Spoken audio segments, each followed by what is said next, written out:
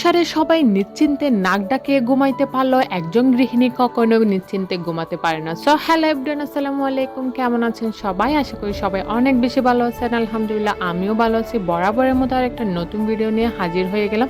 একজন গৃহিণী যখন সকালবেলা তার দু চোখ মেলে না, তখন তার মাথায় একটা চিন্তায় ঘুরপাক খায়, সেটা হলো সকালবেলা সবার জন্য কি রান্না করবে আর কি খাওয়াবে। এরকম ঘুরতে ঘুরতে না তার প্রত্যেকটা বেলায় চলে যায়। চটজলদি করে একটু নুডলস রান্না করে নিলাম, কারণ অনেকটা দেরি হয়ে গেছে। এখন যদি রুটি পরোটা বানাইতে যাই তাইলে অনেক বেশি দেরি হয়ে যাবে। আমার মনে হয় নুডলস রান্নাটা অনেক বেশি সহজ এবং খুব তাড়াতাড়িও হয়ে যায় আর কি। এদিকে আগুন ধরায় আমি গরম পানি বসাই দিলাম আর কি। যখন পানিগুলো একটু ফুটে উঠলে আমি সবার জন্য একটু নুডলস রান্না করে নিব চটজলদি করে মাংস দিয়ে। ওই যে মুরগির মাংস একটু ছোটো ছোটো করে সবসময় একটু কেটেই রেখে দেয় আর কি ফ্রিজে। যখন মুরগি আনে কয়েকটা একসাথে, যেহেতু একটু বেশি নুডলস রান্না করা হয় সেহেতু একটু মুরগিগুলো ছোটো ছোটো এভাবে করে রেখে দেয়, কিছু মানে পিস পিস করে রেখে দেয় আর কি।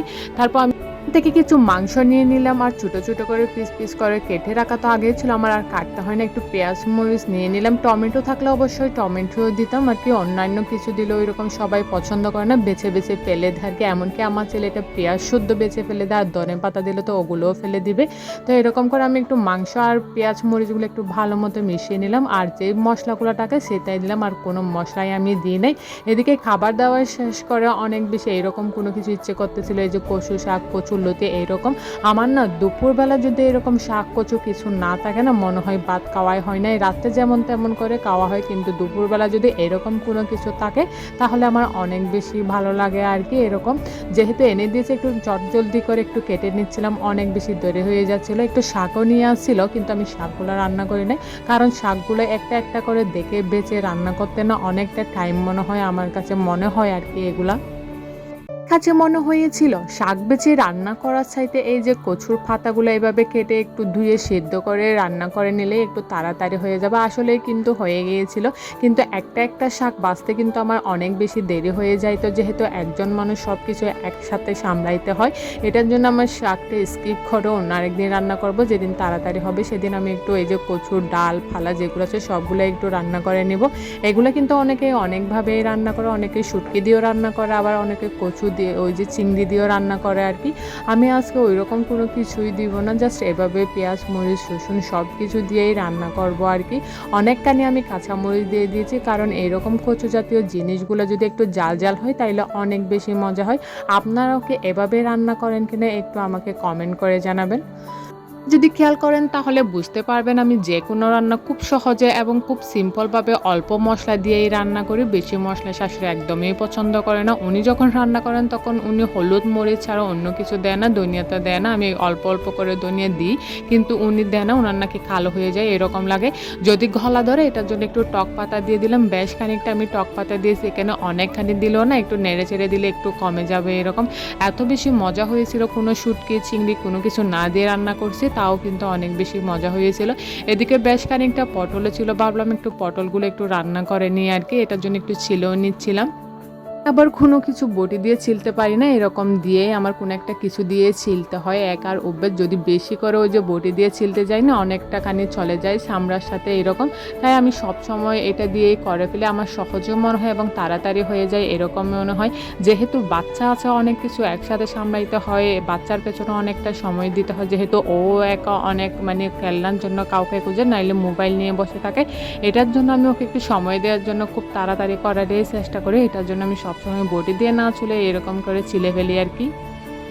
গৃহিণী বলেন বা একজন মা বলেন, তারাই জানে শুধুমাত্র কিভাবে কাজকে সহজ করে তাড়াতাড়ি করে সব কিছু গুছিয়ে বাচ্চার কাছে যাবে। শুধুমাত্র একজন মায়ে জানেন কিভাবে চটজলদি করে কত সহজভাবে কাজগুলো শেষ করা যায়, শুধু তারাই জানে। আর যারা চটজলদি উপর থেকে এসে বলেন না সারাদিন তো কোনো কাজে করে নাই, তখনই জানে একজন গৃহিণীর কতটা কষ্ট লাগে। আসলে যে যেরকম পরিস্থিতির মধ্যে থাকে না, শুধুমাত্র সেই বুঝে।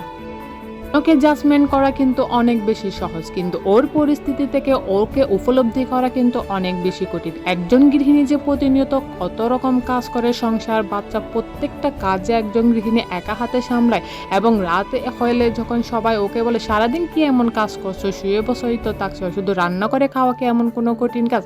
বিশ্বাস করেন, ওই গৃহিণীটা না তার মনোবলটা সম্পূর্ণই হারিয়ে ফেলে সত্যি। এদিকে আমি ওইগুলা রান্না করে নিয়েছি আর এগুলো ছোটো ছোটো মাছ এত বেশি মজা ছিল আর কি। প্রথমে চাইছিলাম একটু ফ্রাই করে রান্না করে, ফ্রাই করলে ভালো হবে, এরকম রান্না করলে ভালো হবে না, কিন্তু আবার ভাবলাম একটু কাঁচামরিচ দিয়ে একটু রান্না করে দেখি কেমন হয়, যদি আজকে যদি ভালো না হয় পরেরগুলো একটু ফ্রাই করে নেব। কিন্তু দেখি আজকে মাশাআল্লাহ অনেক বেশি মজা হয়েছিল। আর আমি একটু ঝুলও দিয়েছিলাম যাতে ঝুল দিয়ে খাইতে পারে, যেহেতু অনেক কানি মাছ ছোটো ছোটো একটু ঝুল লাগবে। আবার শ্বশুরবাড়িতে কেউ ঝোল ছাড়া খাইতে পারে না, আমি অবশ্য খাইতে পারি শুকনো শুকনো ভর্তা দিয়ে, আমার অনেক ভালো লাগে। বা গুলা রান্না করে নেওয়ার পর আমি এইদিকে আরও কিছু রান্না করে নিব। ওই যে মুরগির হাড় পা ছিল, এখানে কিন্তু আমি আরও কিছু রান্না করেছিলাম, ভিডিওটা অনেক বেশি বড় হয়ে যায় তাই একটু কমাই ফেলছি আর কি। আসলে আমার প্রত্যেক দিন অনেক রকম রান্না হয়ে যায়, কিন্তু ওগুলো সবগুলো চাইলেও আর অ্যাড করা হয় না আর কি। এদিকে মুরগির হাড় পা কলিজা এরকম দিয়ে একটু মুগের ডাল দিয়ে রান্না করব সবজির মতো। দুপুরে ওই যে কচু যেগুলো রান্না করছি সেগুলা বা পটল ভাজা এগুলো দিয়ে হয়ে যাবে, কিন্তু রাত্রের জন্য আমার আবার রান্না করতে হবে, যেহেতু রাত্রে বা সন্ধ্যাবেলায় বাচ্চাকে একটু বসাইতে হয়, এটার জন্য আমি সবসময় বাচ্চাকে বসানোর জন্য রাত্রের রান্নাটাও দুপুরবেলায় করে ফেলি আর কি। এদিকে মাংসগুলো আমি কষতে দিলাম আর এদিকে বাচ্চাকে একটু আম কেটে দিব, এটার জন্য একটু আম খাটতেও চলে আসলাম আর কি। ওকে আম কেটে দিয়ে আমি আবার রান্না করব। ও কিন্তু এটা ধরে খাবেও না, মানে সামনে রেখে দিব, আমি যদি ওকে খাওয়াই দিই তাহলে কিন্তু খাবে। সময় এরকম করে, ওকে যদি অন্য কেউ খাওয়াইতে চায় ও কখনো খাবে না, ও সবসময় বলবে আম্মু করবে আম্মু করবে এটা। এমনকি ওর যদি একটু শিশু আসে না দৌড়ে আমার কাছে চলে আসবে, বলে যে আম্মু শিশি করবো। ওর পাশে যদি ওর দাদা দাদি বা ফুফি এরকম থাকে কারো কাছে কোনো কিছুই করবে না, সবসময় মানে দৌড়ে আমার কাছে চলে আসবে। এদিকে ওকে আমটা খাওয়াই চলে আসলাম দুপুরের আগে, যেহেতু ওকে গোসলও করাইতে হবে, গোসলও করাই সব কিছু করে এসে বাকি রান্নাটা আমি সেরে নিব। ভেতর কিন্তু আমি বেশ খানিকটা ওর খেলনাও গুছাইছি, এদিকে খেলনা গুছাই আসে আবার কিন্তু ওর ডেলে সব কিছু রুমের মধ্যে একাকার করে ফেলে। আসলে বাচ্চার মায়ের রুম বলেন বা ঘর বলেন কখনোই একদম গোছানো থাকে না আর কি। আমার দিনে কয়েকবার রুম গুছাইতে হয় এরকম। আমি এদিকে সব কিছু ঠিক করে রাখা আছে, ও গিয়ে সবগুলো একসাথে আবার বের করে ফেলে, অথচ ওই রকম খেলে না, সারাক্ষণ মোবাইল নিয়েই বসে থাকে। যদি মোবাইলটা নিয়ে ফেলি তাহলে কিন্তু আবার একটু খেলনা নেই। এদিকে দেখেন তাড়াহুড়া কর থেকে একটু জলটা পড়ে গেছে। এদিকে আবার অনেক দিন ধরে কিছু মাছের ডিম থেকে গেছে, ভাবলাম আজকে একটু তাড়াতাড়ি করে রান্না করে ফেলে, বাচ্চাকে খাওয়ানো যাবে। জলদি করে একটু পেঁয়াজ নিয়ে জাস্ট একটু মশলা দিয়ে কষিয়ে আমি ডিমগুলো কষিয়ে নিব। সংসারের কাজ যত সহজে বলে শেষ করা যায় না, আসলে কিন্তু করতে অনেক বেশি কষ্ট হয়, যারা করে শুধুমাত্র তারাই বোঝে। আজকে এই পর্যন্ত, সবাই অনেক বেশি ভালো থাকবেন। আসসালামু আলাইকুম।